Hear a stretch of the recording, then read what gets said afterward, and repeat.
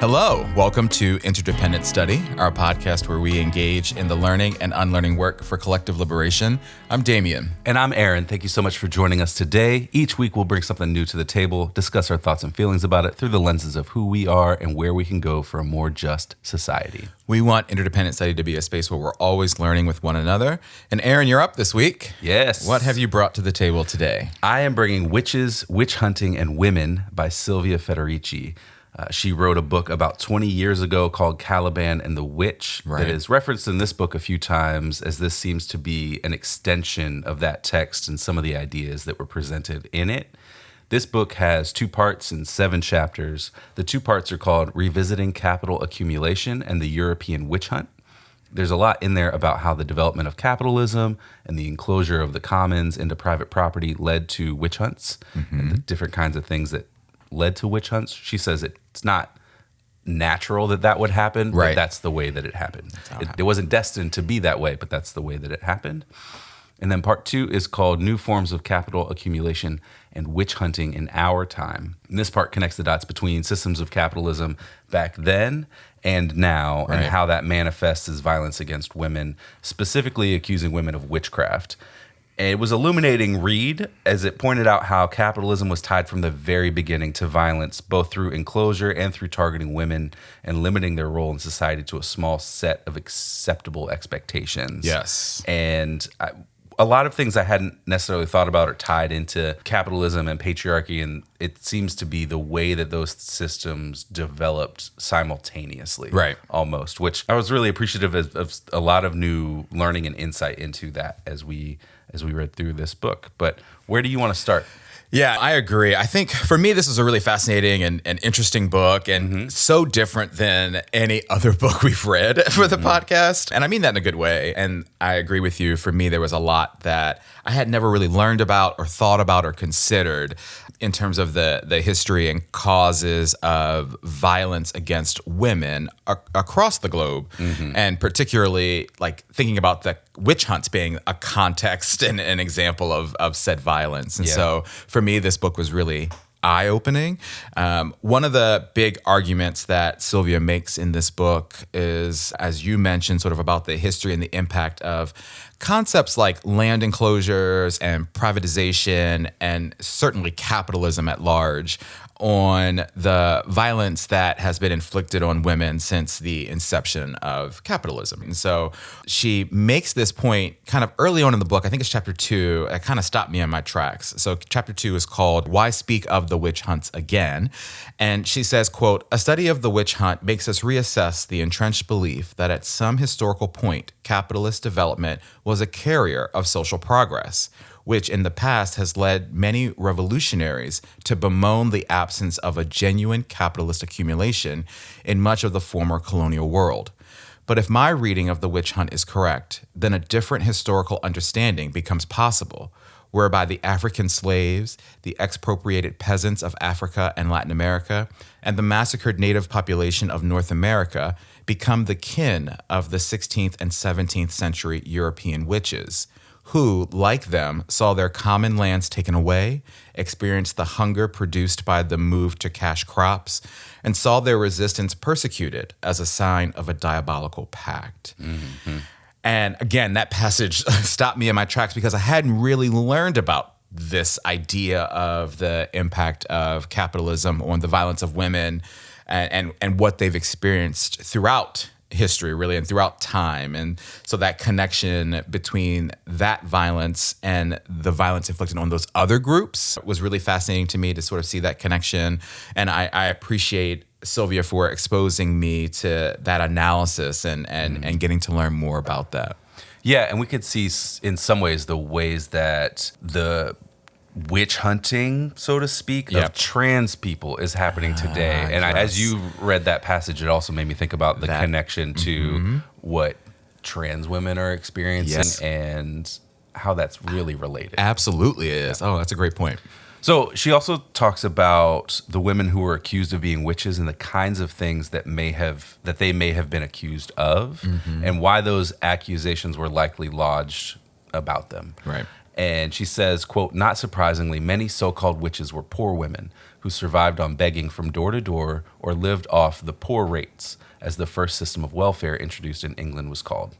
Even the crimes imputed to them demonstrate that they were a part of a peasant population that no longer had access to land or customary rights and could be expected to resent their neighbors' possessions, beginning with their animals, which may have been grazing on land that had once been a common."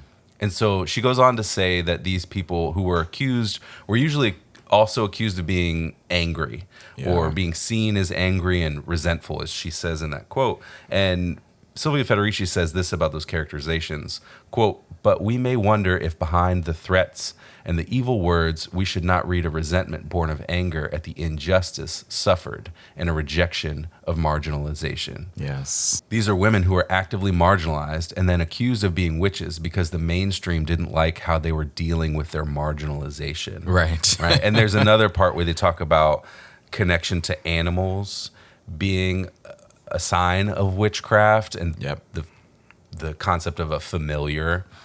And this was, I guess, before pets were a regular thing.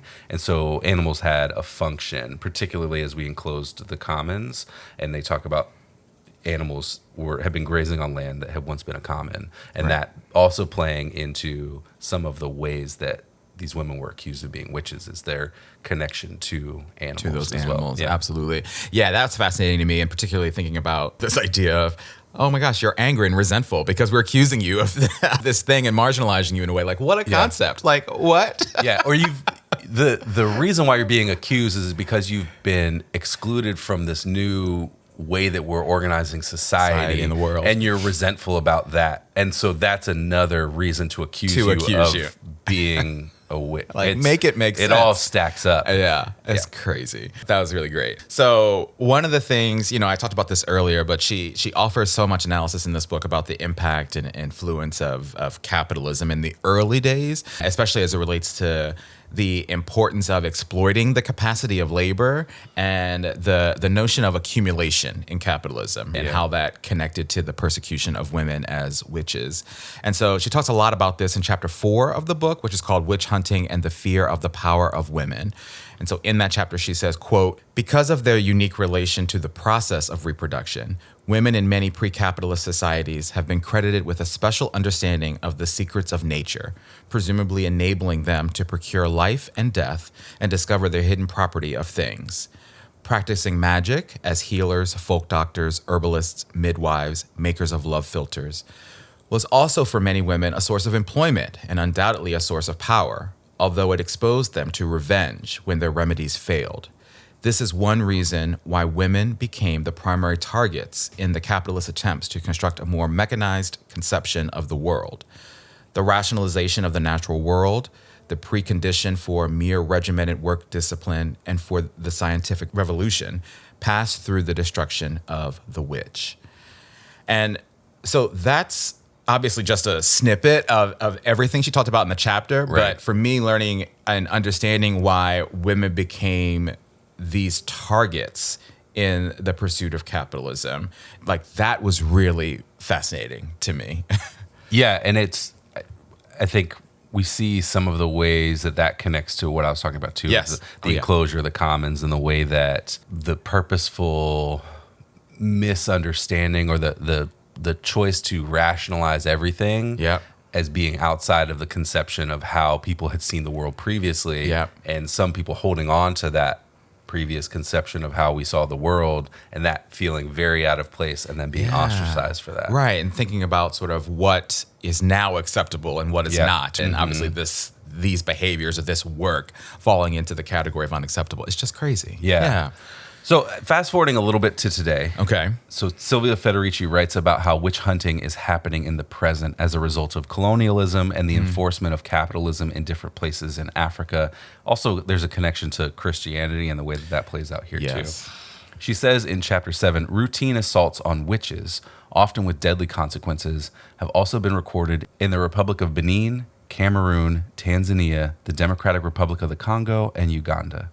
According to one account, between 1991 and 2001, at least 23,000 witches were killed in Africa, the figure being considered a conservative one.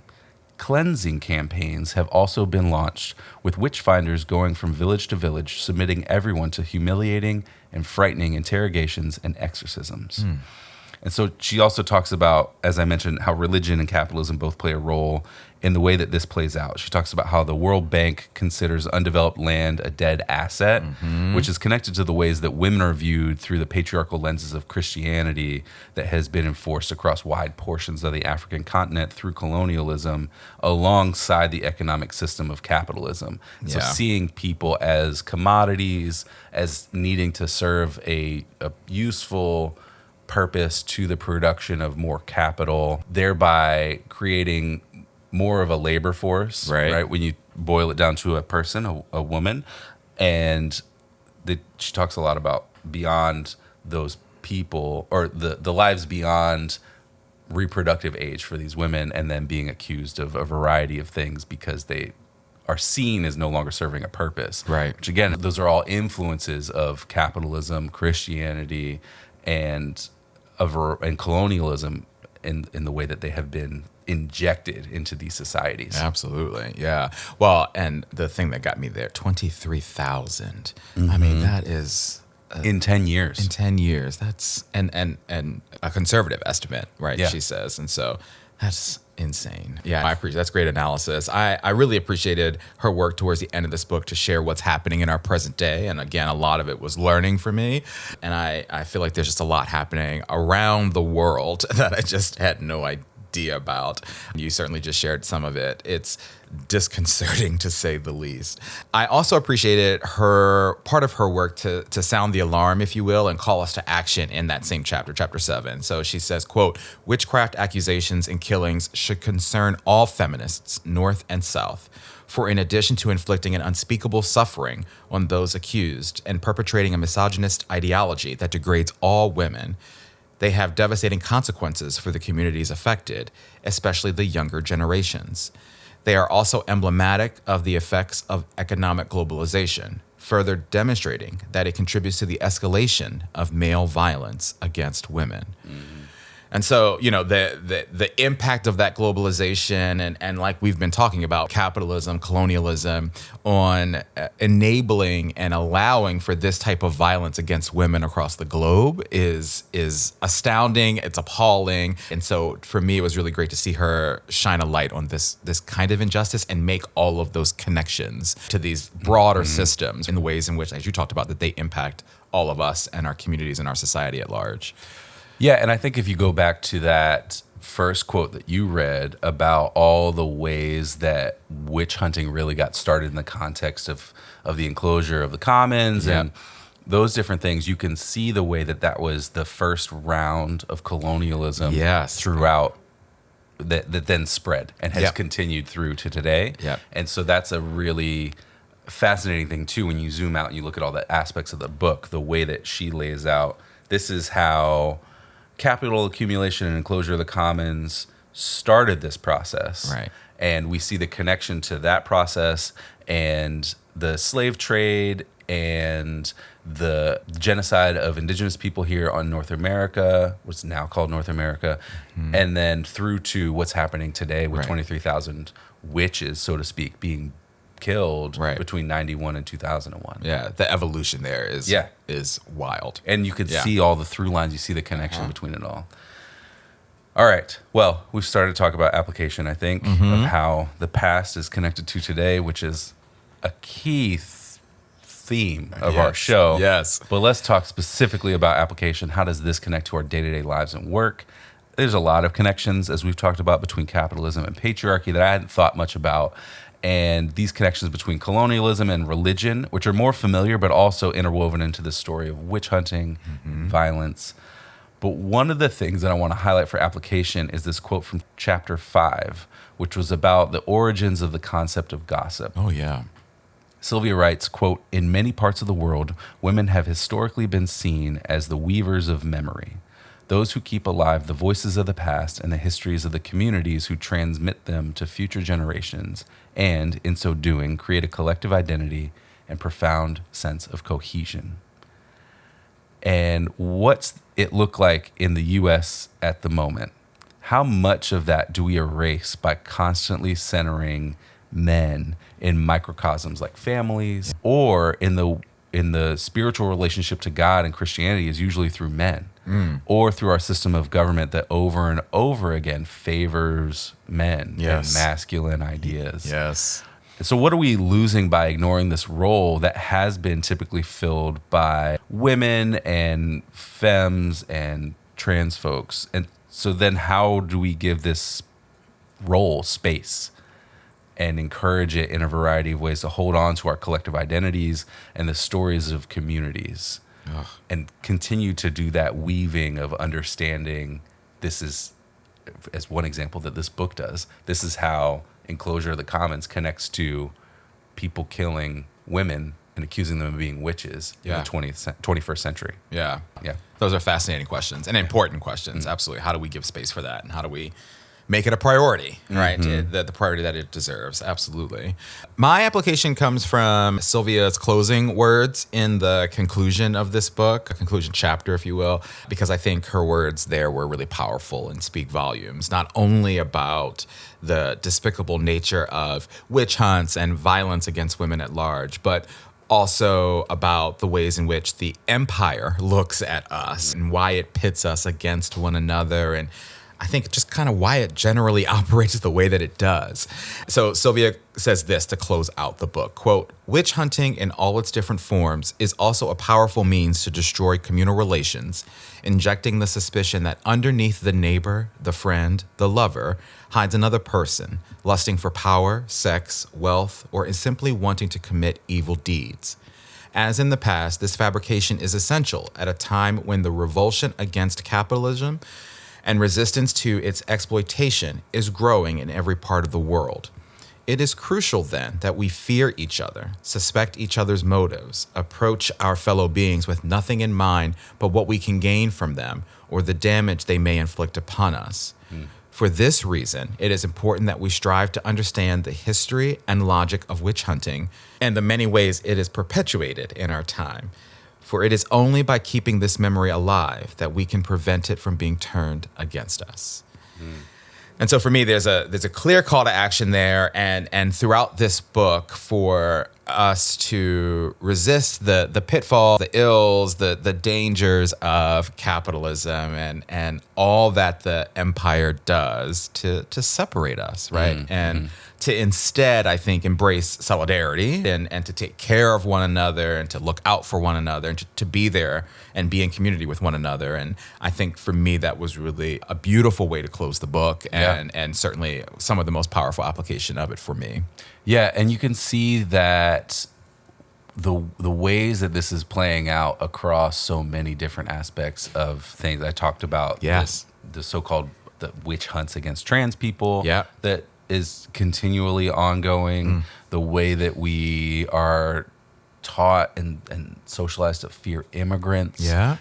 All of we see different patterns of this happening across different quote unquote issues of our time. Yeah. Right? And I think about the attack on reproductive rights. I mean, it is absolutely in our present day. Yeah. We've got to fear each other, suspect motives, and approach fellows with nothing in mind but what we can gain from them or what damage they might inflict upon us. Yeah. That's so key to I think the last 25 or so years, particularly in the context of the war on terror and different things that have been happening. Absolutely.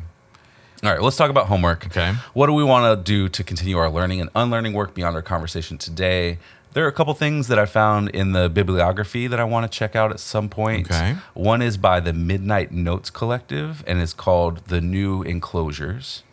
And another is by Elias Bongumba, called Witchcraft and the Christian Church, Ethical Implications. Wow. Both of which sound really fascinating. Yeah. So what about you? Yeah, for me, I definitely want to revisit this book. There were and are parts of it that I want to go back and reread to make sure sort of I fully understand the history and the context that Silvia presents in it. There was a point when reading this that I kind of texted you and I was like, there's so much in this book, and so that's definitely one piece of homework for me for sure. I also kind of want to read, or I think it's worth it to maybe read her original book that this one builds off of. Yeah. Just because I think taking in both books might provide additional understanding and context and whatnot of the root causes of the sort of interpersonal and institutional violence against women that you know we've experienced in our time. So yeah, I think those are some of the ways in which some of the homework I want to do. Yeah. Yeah, I've been meaning to read that book for a long time. Somebody recommended it years ago. Oh wow. And so it's been in the back of my mind of something to revisit. And so when this was presented as an option for me on the PM Press website ebook sale, so shout out to PM Press and your $2 ebook sale from last month or earlier this month, or whenever that happened, I thought, oh, well, this seems like a great way to dip my toe into what this history has been. Absolutely. So. All right. Well, that's it for our conversation today about Witches, Witch Hunting, and Women by Silvia Federici. And Damien, you're up next time. What do you bring to the table in our next episode? Yeah, so I'm bringing a piece from the latest issue of In These Times to the table for us to talk about next week. In fact, it's the cover story of their newest and latest issue. Very cool. The piece is called I Am Not Afraid, and it was written by Adam Federman, who we've read pieces before on this podcast. He's a reporting fellow with Type Investigations, and his work has appeared in Politico, The Washington Post, Wired, and of course, In These Times. And this piece looked really intriguing to me. The tagline of it is, quote, "The Trump administration is attacking protesters from all angles. Activists refuse to back down," which, got my attention right away. But I was also intrigued because it seems like, I haven't read it, but it seems like that in this piece, Adam explores what has been happening via a number of case studies, if you will, from the administration's efforts to crack down on protests and free speech to far-right activists and Trump loyalists trolling and doxing activists and protesters, trying to, draw attention to what's happening, to the work of ICE all across our country, and, to everything that's been happening on our college campuses, which we've been talking about, and so much more. And so, I'm excited to dive into this piece and talk about it with you next week. Yeah, that sounds great. I've been meaning to get back to some of these things that have been popping up in these times because they're publishing some really great stuff. They really are. All right. Well, with that, we want to thank you for joining us today. You know what I'm going to ask you to do here, but in case you forgot, please follow, leave a rating and review, share our podcast with the people in your life, follow us on social media, including Instagram, TikTok, and Blue Sky. Check us out on YouTube and sign up and join us on Patreon to get notified about any new things we've got going on behind the scenes. Yes, thank you for listening. And remember, it's not about us, but it is about all of us. And we'll talk to you next week.